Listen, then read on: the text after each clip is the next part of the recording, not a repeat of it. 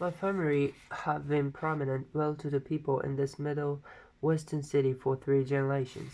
The Caraways are something of a clan, and we have a tradition that we are descended from the Dukes of Buccleuch, but the actual founder of my line was my grandfather's brother, who came here in 51, sent a substitute to the Civil War, and started the wholesale hardware business that my father carries on today.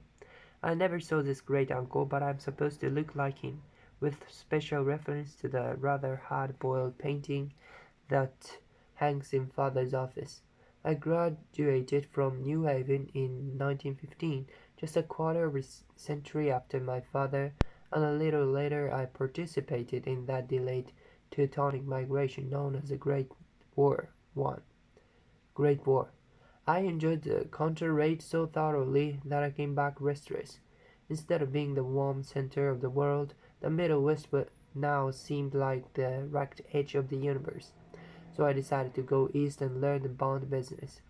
Everybody I knew was in the bond business, so I supposed it could support one more single man.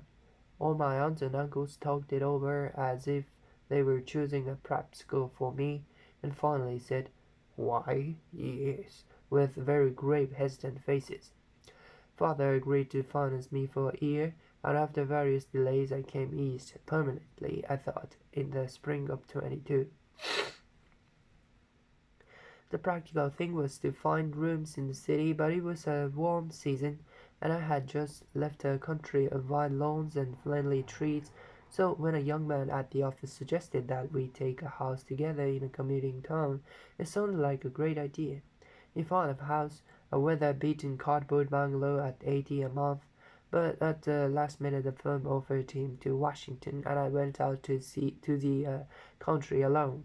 I had a dog, at least I had him for a few days until he ran away, and an old Dutch and a Finnish woman who made my bed and cooked breakfast and muttered Finnish wisdom to herself over the electric stove. It was lonely for a day or so until one morning some man more recently arrived than I stopped me on the road. "How do you get to West Egg Village?" he asked breathlessly. I told him, and as I walked on I was lonely no longer. I was a guide, a pathfinder, an original settler. He had casually conferred on me the freedom of the neighborhood. And so, with the sunshine and the great bursts of leaves growing on the trees, just as things grow in fast movies, I had telephoned, but I didn't believe it. I had no sight into Daisy's heart, but I felt no. In movies, I had that familiar conviction that life was beginning over again with the summer. There was so much to read, for one thing, and so much fine health to be pulled down out of the young breath-giving air.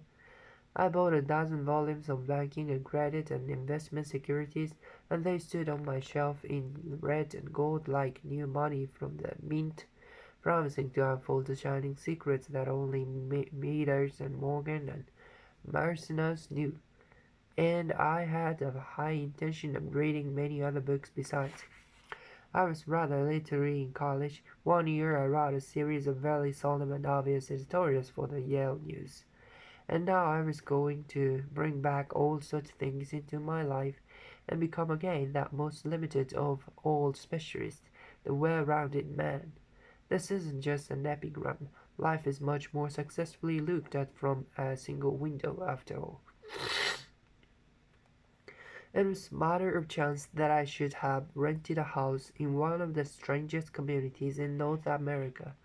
It was on that slender riotous island which extends itself due east of New York, and where there are, among other natural curiosities, two unusual formations of land.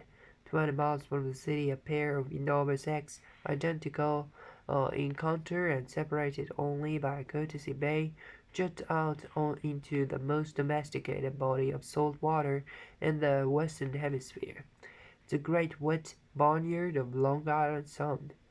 They are not perfect ovals like the egg in the Columbus story. They are both crushed flat at the contact end, but their physical resemblance must be a source of perpetual wonder to the gulls that fry overhead. To the wingless, a more interesting phenomenon is their dissimilarity in every particular except shape and size.